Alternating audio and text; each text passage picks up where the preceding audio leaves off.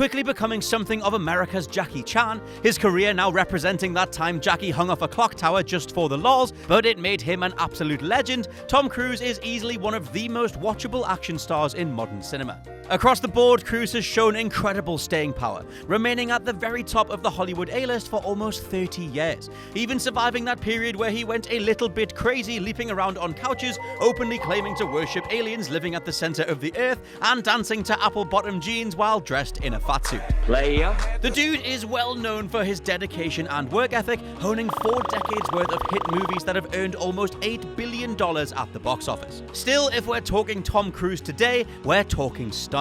The combination of Cruise with director-producer combo Christopher McQuarrie has all but let the pair do whatever the F they want. And the result is Cruise putting his body on the line time after time, movie after movie. It isn't just Tom Cruise's latest output that's worth celebrating though, as he's been freaking out health and safety departments for about as long as he's been on this earth. I'm Scott from WhatCulture.com, and these are 10 times Tom Cruise nearly died doing stunts. First up, an honorable mention, riding shotgun in Night and Day. While Night and Day's car chases do feature plenty of CGI, there are still several moments where Tom Cruise lives up to his daredevil reputation. Behind-the-scenes footage shows the sunglasses-wearing actor strapped to the hood of a speeding vehicle, weaving in and out of traffic, which is where his character spends most of the scene. The most impressive stunt of the whole car chase comes when Cruise leaps on top of the roof of a moving car from above. While the actor was secured with a harness and wearing protective padding, it hardly lowers the risks when you consider the amount of variables involved in throwing an A-list movie star in the direction of moving traffic. Number 10, the fish tank. Mission Impossible.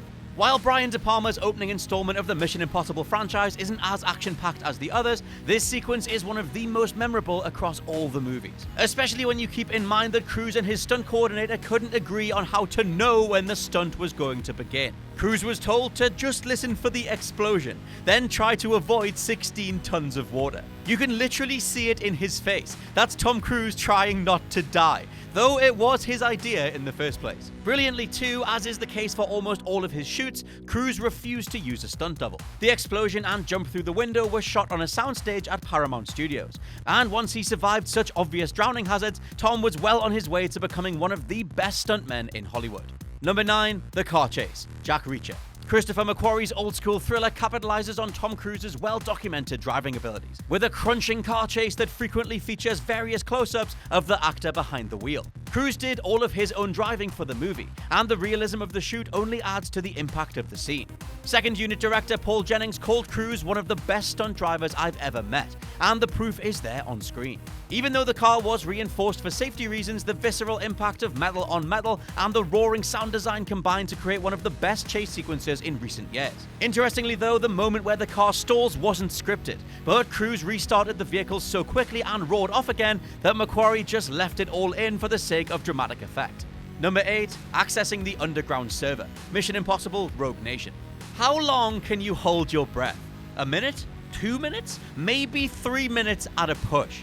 That is nothing to actual maniac Tom Cruise, who challenged himself to hold his breath a superhuman 6.5 minutes for Rogue Nation's underwater scene. Centered on Ethan Hunt swapping some keycards around so the crew can infiltrate a location back on the surface, Cruise trained for 2 months with a freediving champion to ensure he'd be able to convincingly sell the fact that Ethan Hunt was underwater, slowly losing his breath while Tom remained conscious. Because that's the thing. For stunt coordinator Wade Eastwood, his job was to watch for any signs of trouble, but the performance hinges on Ethan looking like he's drowning. I kinda can't imagine what that must have been like in the moment, and Eastwood told Business Insider that at one point he pulled Tom out of the tank because he was genuinely scared for the actor's life, only to be told, hey, I was right in the moment, I'm acting, likely with that signature Tom Cruise smile beaming right back at him.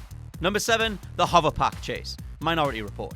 You would think that a big-budget sci-fi blockbuster might give Tom Cruise a break from his usual death-defying antics, as most movies like this require scores of CG to create overblown action scenes in the first place. Of course, both the star and director Steven Spielberg are known for their preference in using practical effects whenever possible, and Minority Report's thrilling HOVERPACK chase sees Cruise performing one of his most impressive stunts yet. This elaborate set piece was filmed on the studio backlot so that the crew would have complete control of the scene, one that required the construction of a massive stunt rig that was 80 feet high, and used over a mile of cable, not to mention dozens of crew members to operate it. The end result is one of the high points of the entire movie, with Cruise performing all of his own wire work, whether it be jumping off the side of a building, falling through the air, or just being dragged along the ground. Number 6. Rock climbing. Mission Impossible 2. Looking for a suitable way to reintroduce the character of Ethan Hunt at the beginning of Mission Impossible 2, Tom Cruise somehow arrived at the conclusion that free climbing the sheer cliffs of Utah's Dead Horse Point might do the job. Although stunt doubles were used for the more dangerous moments, the studio was still understandably skeptical of having their star dangle precariously off a cliff face hundreds of feet above the ground. While Cruise was wearing a harness during filming, which was digitally removed in post-production, there was no safety net in case anything went wrong. Director John Woo was reportedly terrified about having the actor perform so much of the climbing himself, but Cruise insisted on doing as much as possible and even ended up injuring his shoulder in the process when jumping from one part of the cliff to another. The end result is a dizzying opening sequence that uses sweeping aerial shots and wide angles to let the audience know that Tom Cruise's daredevil instincts remained intact. Number 5. Going Under. Mission Impossible 3. As seen in the movie's making of featurette, there are more than a few nervous-looking crew members as Tom Cruise lies in the middle of a road, preparing to have a huge truck jackknife right over him. In a scene that could easily be accomplished with the use of CGI or stunt doubles, the actor once again decided to do a Walter White and placed himself right in the middle of the danger. I am the danger. First-time feature director J.J. Abrams noted that he saw his career flash in front of his eyes as the truck came so close to Cruise himself. But the scene that we got features a remarkable stunt. Only a handful of inches separate Cruise from the underside of the vehicle as it passes over him. And having the camera up close and personal only increases the tension of what was going down. Number 4. Knife Fight. Mission Impossible 2. Simple hand-to-hand combat seemingly isn't dangerous enough for Tom Cruise, who decided to raise the stakes in Mission Impossible 2's climactic battle by having a razor-sharp blade get perilously close to his own eyeball. Director John Woo suggested that the blade stop near his eye, but much to his dismay, Cruise decided that the blade would stop only a quarter of an inch from his face. The stunt used a real knife, which was connected to a cable that had been precisely measured to stop when it reached its destination. Co-star Doug Ray Scott must have been terrified during filming though, as Cruise insisted that the Scottish actor use his full strength to make the brawl more believable. Had the tiniest thing gone wrong, Scott would have been powerless to prevent an accident and would have most likely killed Tom Cruise in front of an entire crew. Number 3. The Burj Khalifa. Mission Impossible Ghost Protocol. One of the greatest action pieces in recent memory, although it feels like I say that for every single one of these, Brad Bird's Mission Impossible Ghost Protocol saw Tom Cruise scale the outside of the Burj Khalifa, the world's tallest building at a vertigo-inducing 2,722 feet. Of course, Tom Cruise decided to perform the entire sequence himself without the use of a stunt double, adding further realism to an already nail-biting scene. Although securely attached to the building with a safety harness, Cruise admits that he failed to anticipate the crosswinds that came with being so high up, which caused him to slam into the side of the building on numerous occasions. However, the combination of the actor's dedication and some stunning camera work created a sequence that is nothing short of awe-inspiring, with Cruise's sprint down the outside of the building a particular highlight. Number 2. Skydiving. Mission Impossible Fallout. The sort of thing that looks so crazy it has to be CG, Ethan Hunt's skydive infiltration of an opera house did have clouds added to a ton of scenes, but Tom Cruise free-falling with the camera up close, that is all real. In fact, to make sure all the pieces would fit when it came time to record for the movie, Cruise practiced this exact sequence 106 times. That's to say nothing of the crew that helped him pull off the final product either, as it took quite some time to find a cameraman who could wear a 20-pound rig on their head. In the end, one Craig O'Brien was the guy behind the lens, and the pair plummeted for a whopping 5 miles straight down, making for a personal favorite and clearly one of the most impressive stunts in cinema history. I feel like I'm saying this for every single entry, but to be honest, Tom Cruise might claim a top 10 of the best stunts in history all by himself.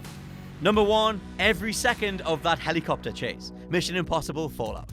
It had to be this. And honestly, it makes me wonder where Tom Cruise is going to stop when it comes to one-upping his previous stunt work with each Mission Impossible. Because you really are seeing Tom Cruise fall down from a helicopter's skids onto some cargo below, albeit in a controlled environment, but an environment in mid-air. Things are just getting started though, as Cruise learned how to fly helicopters for the stunt and maintains not only control of the aircraft throughout, but also helps maneuver it around a staggering 13 additional helicopters that were in the air, all to bring the scene together.